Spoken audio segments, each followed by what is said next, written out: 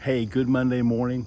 I hope this day, this week finds you doing well. Thanking the Lord for a great cruising event yesterday, and just thankful for every hand. And there were lots of them that went into fixing hot dogs and uh, bringing vehicles on campus and helping them park and just preparing the drinks and running that drink tent and just everything. There was so much work that went into that event, and those who manned the prayer station.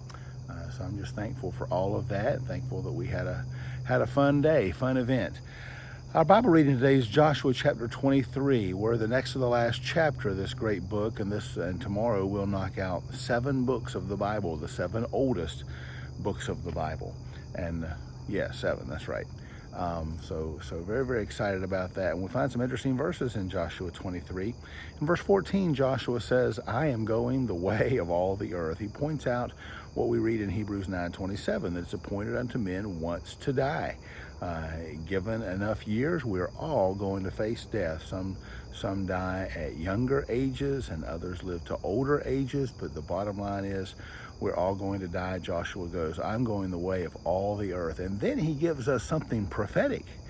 When you come to verse 16 of the text today, he says, "Now when you disobey the Lord, when you follow after other gods, when you commit idolatry, bowing down to them, then you will be driven out. You will lose the benefit of the land that you now inherit." He didn't say if, he said when. And of course, we know historically that Israel would, after the reign of Solomon, divide the kingdom and eventually fall into idolatry and eventually be taken into captivity and dispersed throughout the world and would lose that land. It's only been in our generation that they've come back into their land. And so I found it interesting that the word if wasn't there, but the word when, a prophetic word, prophetic statement from Joshua.